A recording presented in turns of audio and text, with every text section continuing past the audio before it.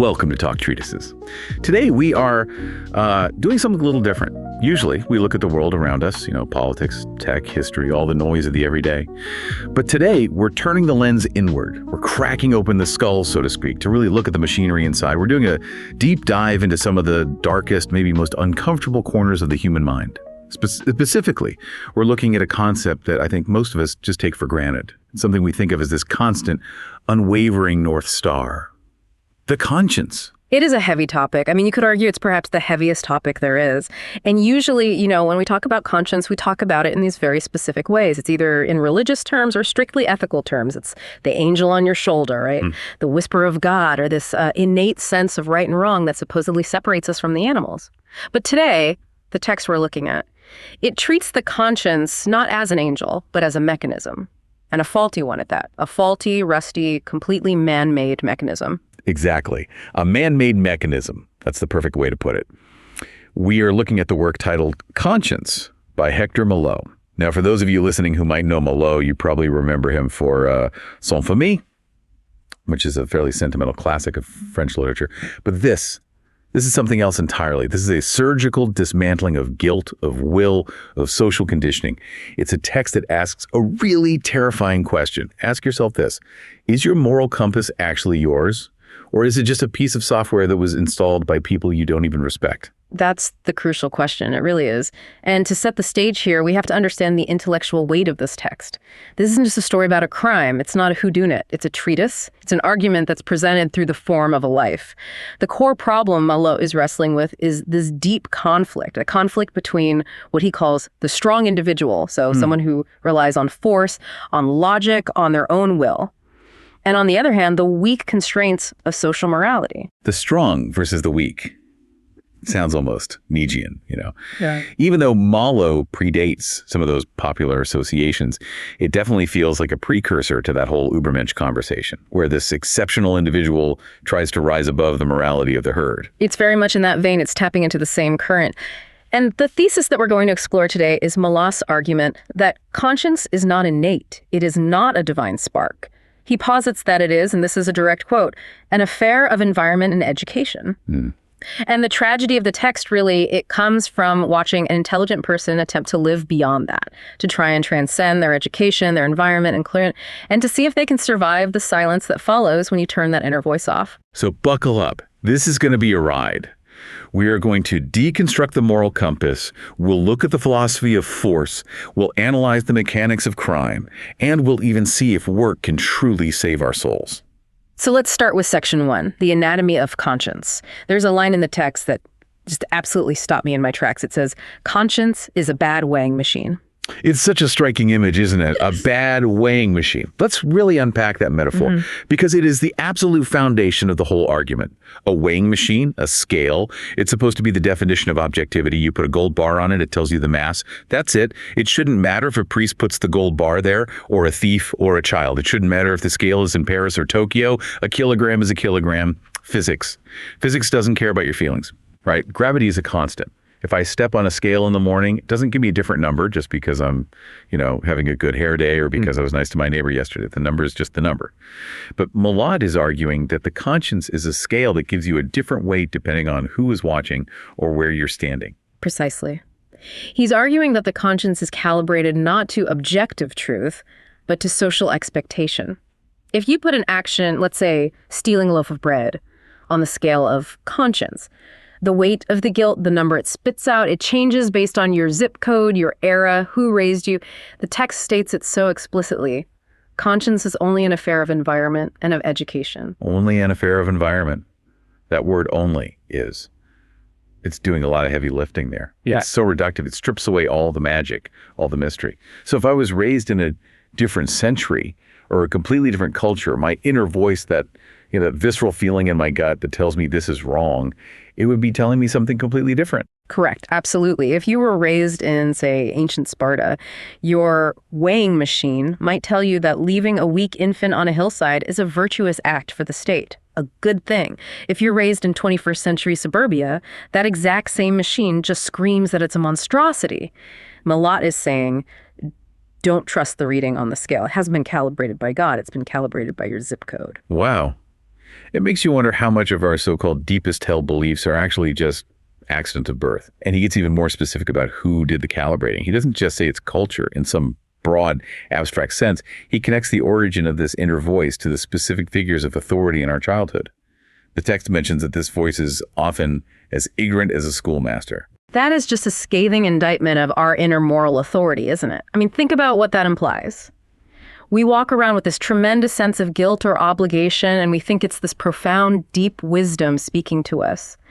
But Malot suggests that the voice in your head isn't the voice of the universe. It's just the echo of your third-grade teacher. It's the accumulated prejudices of your parents, your neighbors, the people who scolded you when you were 5 years old. Ouch. So that guilt I feel when I, eat the last cookie, that's not some cosmic signal of my greed. That's just Mrs. Crab-Appel from elementary school, echoing in my hippocampus. In Malot's framework, yes. Absolutely. And this is where the strong or intelligent individual enters the picture. If you realize this, if you realize your conscience is just a recording of, frankly, ignorant people telling you what to do, why would you listen to it? Why should a superior intellect be bound by the rules of a schoolmaster? It's a very seductive thought. It really is. It's the ultimate break the matrix moment. If the rules are fake, I don't have to follow them. And that leads us directly to the intelligent perspective in the text. There's this provocative, almost cold-blooded assertion. Intelligent persons have no remorse. This is the pivot point of the entire philosophy. Intelligent persons have no remorse. Now, I want to be really clear here. To the modern ear, that sounds like the clinical definition of a sociopath. We immediately associate a lack of remorse with a lack of empathy, some kind of defect in the frontal lobe. But Malot is framing it very differently. He isn't describing a defect. He's framing it as a triumph of logic. A triumph? How can a lack of remorse possibly be a triumph? It sounds like a failure of humanity. Well, it goes back to the concept of time and causality. The logic is actually quite clean. The text argues, reason before the deed and not after. Think about the timeline of an action for a truly, purely rational person. You encounter a problem.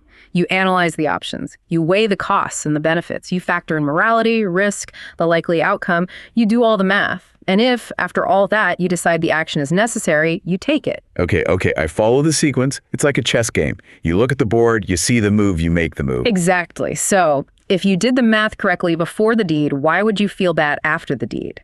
To feel remorse afterwards implies that you made a mistake in your initial calculation. It implies you missed a variable. It implies you were stupid. So for this character, remorse is basically just admitting, I calculated wrong. It's an intellectual error. Exactly. For the strong man, remorse is an intellectual failure, not a moral one. It means you acted on impulse rather than reason. If you reasoned correctly, you should stand by the deed, no matter how terrible it looks to the schoolmaster or how it registers on the bad weighing machine. You should be able to look at a corpse and say, yes, that was the correct solution to the equation. That is incredibly cold. Yeah. It's logical, I'll give it that, but it feels robotic. It assumes that a human being can essentially turn off their emotional reaction to their own actions just by thinking really hard. It assumes we're just brains in jars, not bodies with nerves and stomachs that churn. And that is where the text shifts from being a manifesto to being a tragedy. Because Malot acknowledges that no matter how hard you scrub, you can't get the stain out completely. You can't just uninstall the software entirely.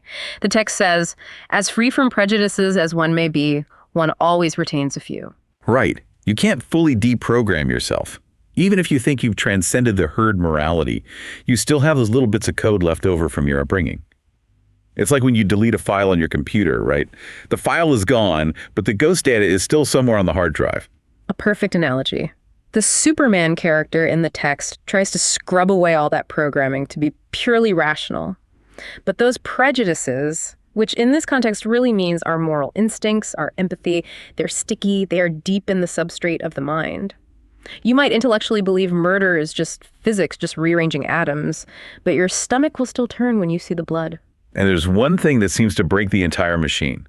It's not just biology, it's connection, it's love.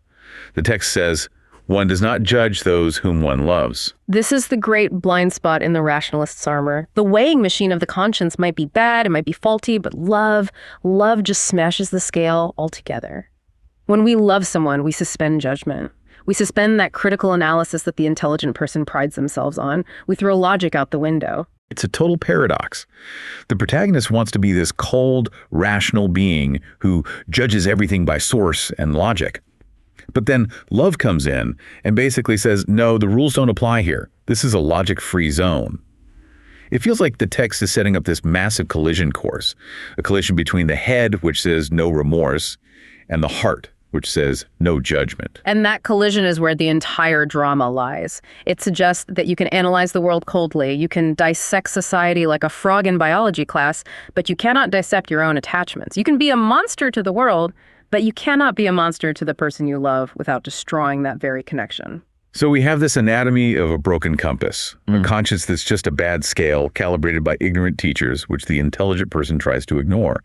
But they can't ignore it fully because of prejudices and because of love. This leads us to the philosophy that attempts to replace that conscience. If you throw away the moral compass, what do you use to navigate? You use strength, or at least the perception of it. Okay, let's move to section 2, the philosophy of strength and isolation. The text sketches out this archetype of the person who believes they are above the herd. And there's a quote that just perfectly sums up the cost of that belief. The strong walk alone because they need no one. The strong walk alone. It's such a seductive idea, isn't it? It appeals to that part of us that wants to be self-sufficient, invulnerable. Yeah. You know, the lone cowboy riding into the sunset, the genius in the ivory tower. But notice the causality in that sentence. They walk alone because they need no one.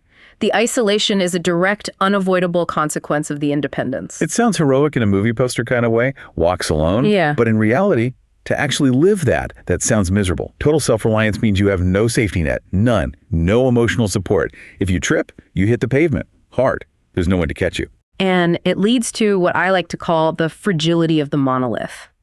If you lean on no one, you have to be completely rigid.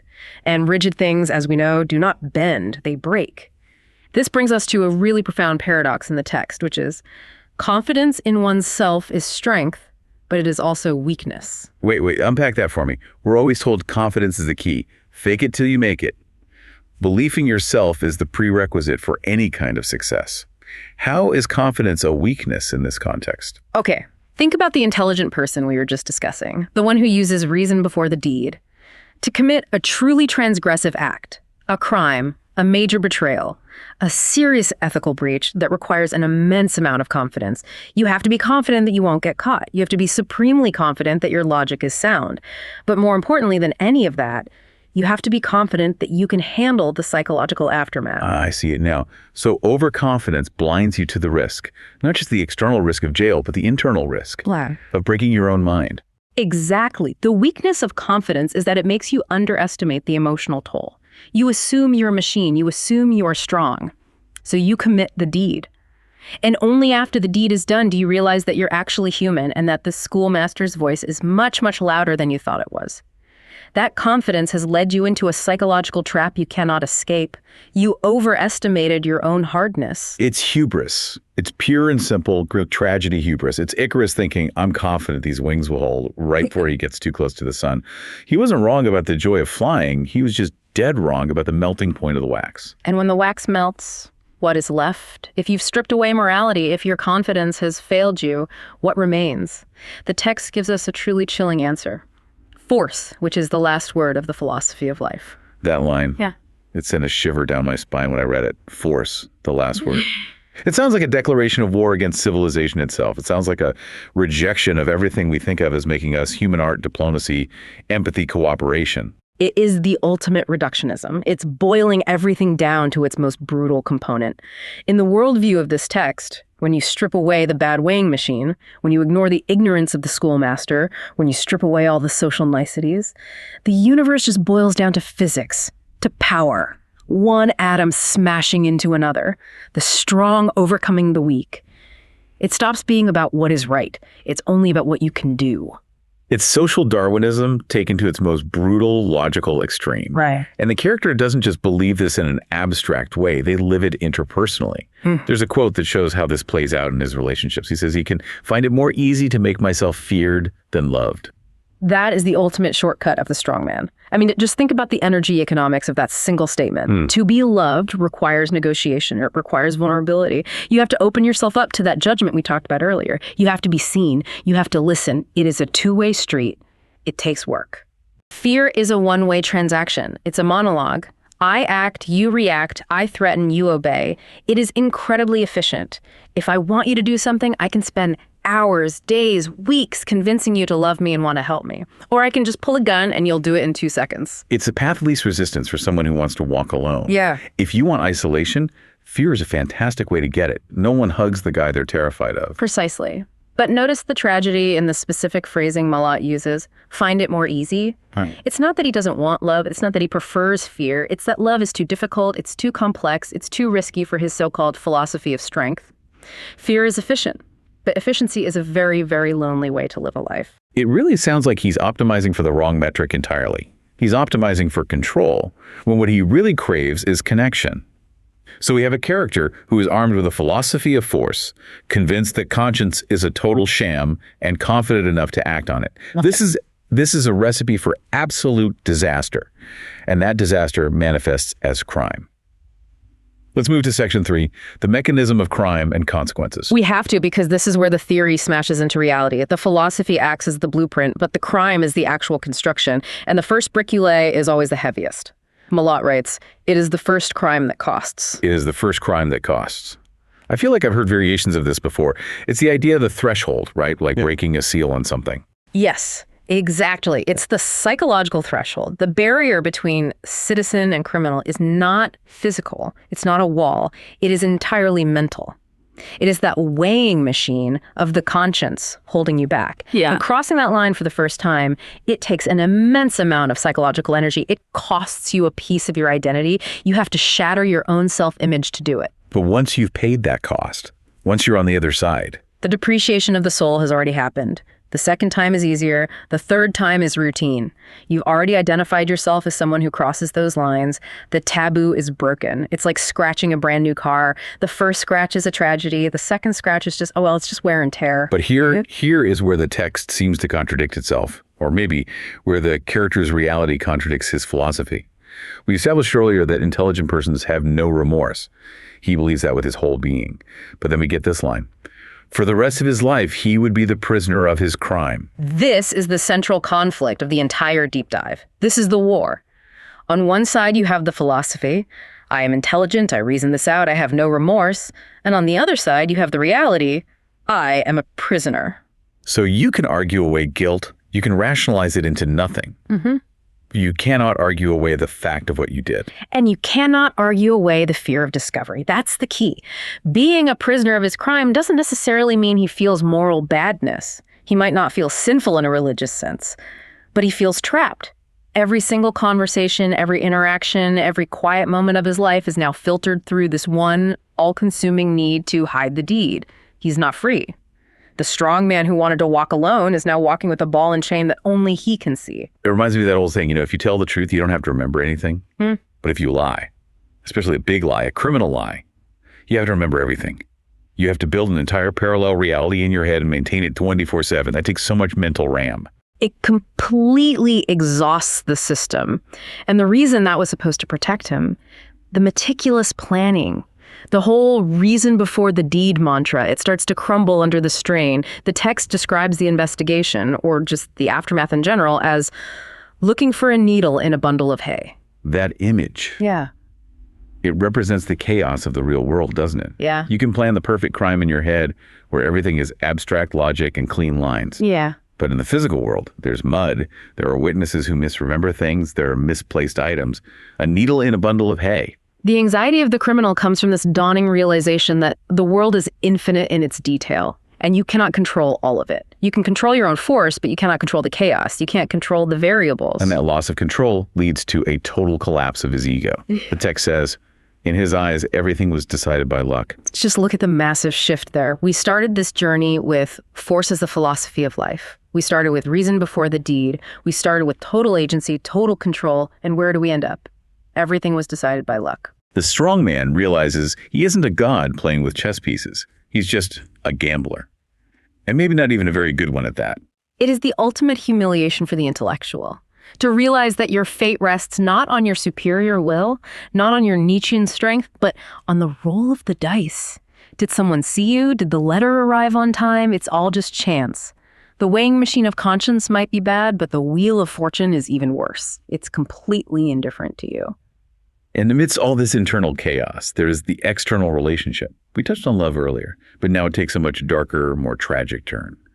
The character is loved by someone, but there's this absolutely devastating line, "You love me, therefore you do not know me." That for me is the most tragic line in the entire source material. It captures the ultimate isolation. Just think about the brutal logic of it. If you loved the real me, the me who committed the crime, the me who believes in force, you would be horrified. You would run. So the fact that you love me proves that you love the mask, you love the projection. So the more someone loves you, the more profoundly lonely you feel. Yeah. Because their love is proof that they are deluded. Exactly. It's a terrible paradox of intimacy.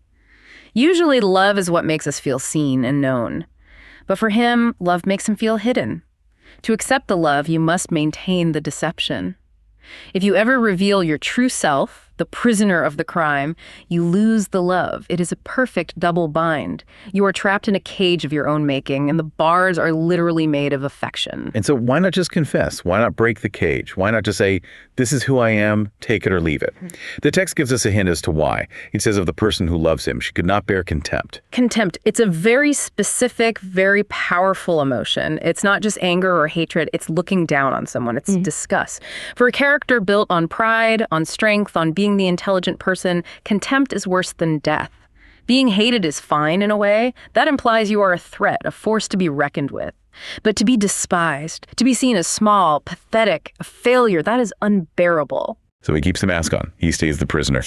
But you have to do something with all that energy, all that fear. You can't just sit in a room and stare at the wall with your secret. You need a distraction.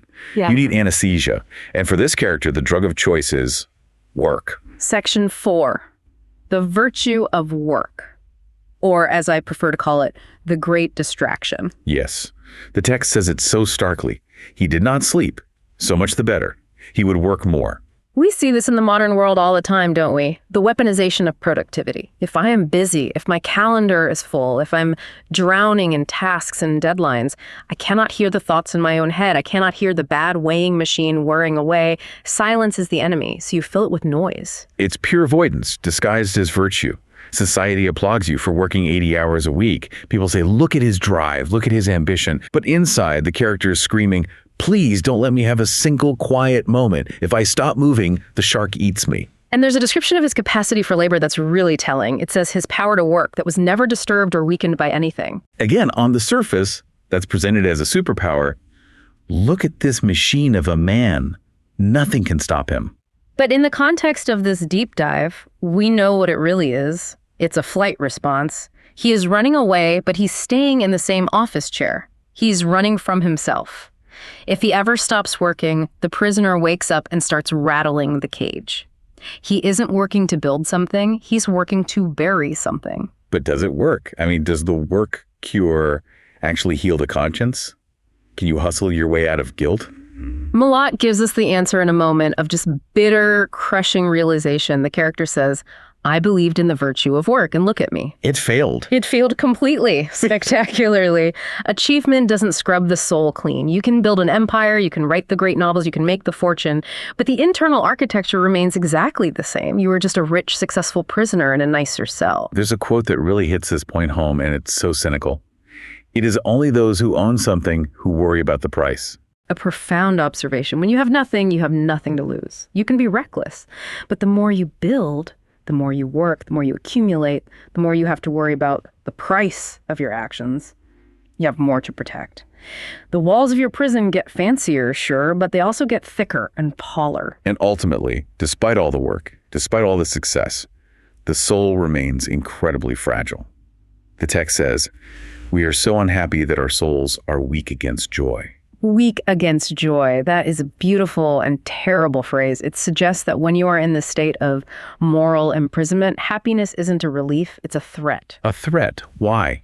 Why on earth would joy be a threat? Because joy requires openness. It requires you to let your guard down. It requires presence and vulnerability. If you are weak against joy, it means you cannot withstand the vulnerability of being truly happy. You are so accustomed to the heavy armor of force and work that a single ray of sunshine feels like a burn. You flinch away from happiness because you don't feel you deserve it, or worse, because it's a painful reminder of everything you've lost. That is just heartbreaking. It paints this picture of a successful, hardworking, strong individual who is completely hollowed out by their own philosophy. Which brings us to the so what of this entire deep dive. Why does a 19th century French novel matter to us today? Why should you, the listener, care about this specific anatomy of conscience? Right. Section 5. Modern implications. This isn't just about a fictional crime in a book. It's about the stories we tell ourselves right now. Absolutely. It perfectly mirrors the modern debates about, say, biological determinism versus social construction. Remember the bad weighing machine? We're still arguing about that today. Is morality something that evolved? Is it biological? Or is it really just environment and education? And if it's just education, then morality is relative. What's wrong here might be right over there. And that scares people. It terrifies people because it means there is no solid ground beneath our feet. And Malot's character tries to live on that shifting sand, using reason as his only anchor. And what he finds is that reason is not enough. You cannot logic your way out of being a human being. There's also the doctor analogy in the text that feels incredibly relevant. He talks about people whose principle was never to pay a doctor. Malot uses this to describe a certain kind of arrogance. The arrogance of ignoring an expert diagnosis. In the literal sense, it's about physical health.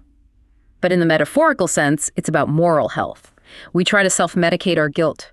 We refuse to pay the doctor, which might mean going to therapy or confessing or making amends or just admitting we were wrong. We think we can fix ourselves with more work and more reason. We ignore the symptoms until the disease is terminal. We think we know better than the system. Exactly. And the symptom is so often hidden behind this mask of stoicism. The text says, we weep, we do not complain. We weep, we do not complain. I mean, that is the motto of modern burnout, isn't it? That is the motto of high-functioning anxiety and depression. It is the performance of wellness. We are crying on the inside, we weep, but socially we present this flat, uncomplaining, productive surface. We mask. And Malot is showing us the extreme, horrifying end of that masking. If you mask a murder, it destroys you. But even if you just mask your authentic self, your vulnerability, it creates that same profound isolation. It proves the rule, the strong walk alone. Okay, so let's try to summarize the author's entire argumentation before we get to the really fun part. Malot starts with the premise that conscience is artificial. It's just a byproduct of how you were raised. Right. Premise 1, the moral compass is a bad weighing machine. It's faulty. Then he introduces the action. The strong man, or intelligent person, rejects this artificial constraint. He decides to use logic and force instead of conscience. Premise 2, reason trumps guilt.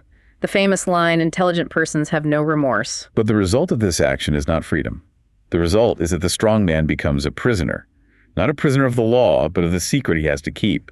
He's isolated from love because you love me, therefore you do not know me. And the conclusion.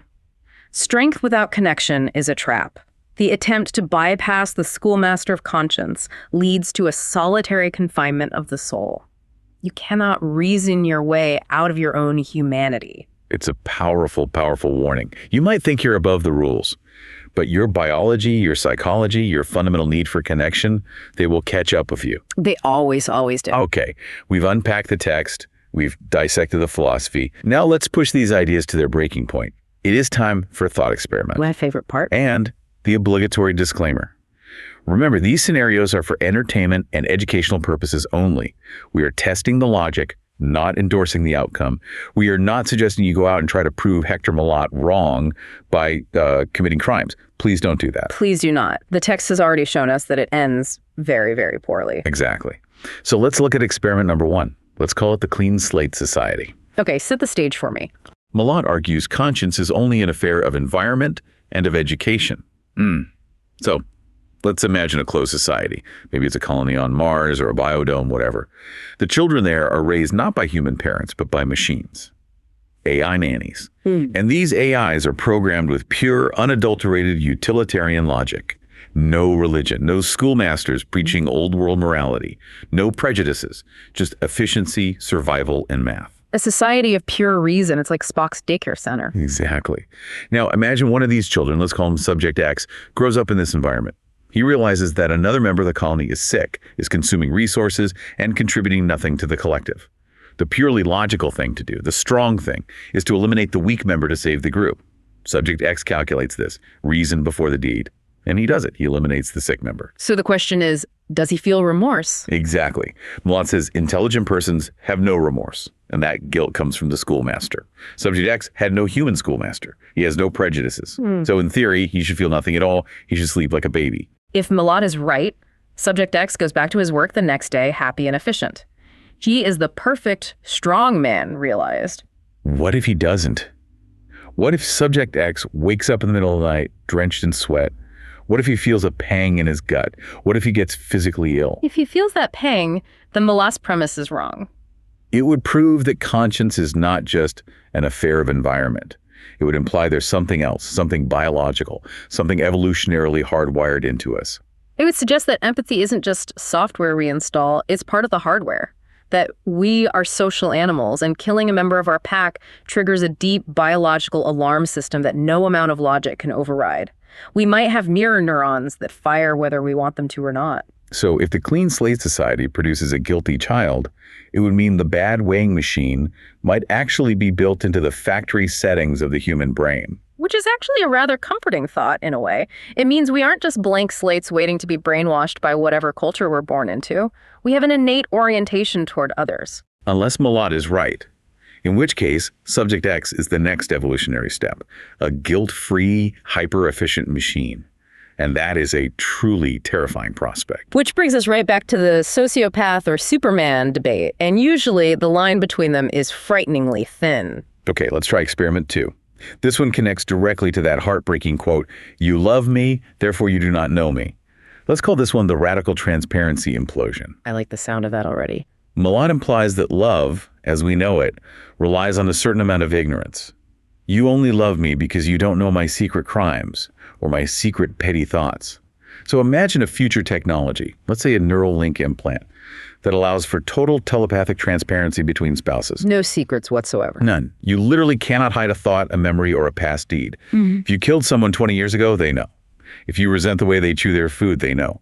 If you think their sister is attractive, they know. Total information awareness, an open book. So the test is simply this. Does love survive? Based on the text we've been discussing? Absolutely not. It's impossible.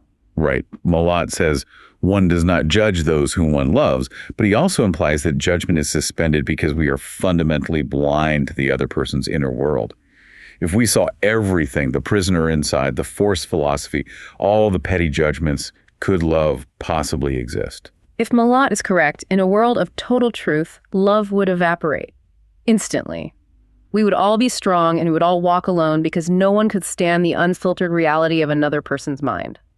We rely on the masks, we rely on the polite fictions, we rely on the ignorant schoolmaster who taught us to keep some thoughts to ourselves. But the counter-argument would be, well, maybe love evolves. Maybe we learn to love the prisoner too. That would be the radical acceptance outcome. If you know my darkest crime and you know my deepest shame and you still stay, that is a kind of love that Malot's character cannot even begin to comprehend. He thinks love is fragile. He thinks she could not bear contempt. But perhaps true, radical love can bear contempt and come out the other side stronger. So the technology either destroys humanity by isolating every single one of us, or it forces us to become saints who forgive everything because we understand everything. To understand all is to forgive all. That's the old saying. Malot's character didn't believe that for a second. He believed to understand all is to judge all. And that right there was his prison.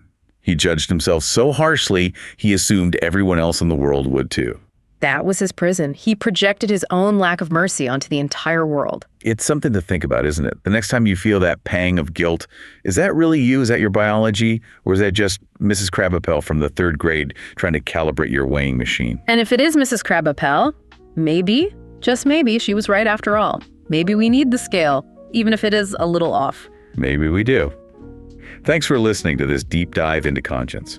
A fascinating, if unsettling journey. If you want to read the source material for yourself and see if you agree with our take, the link is in the description. It is absolutely worth the read. Until next time, keep your weighing machines calibrated. And reason before the D. Bye-bye.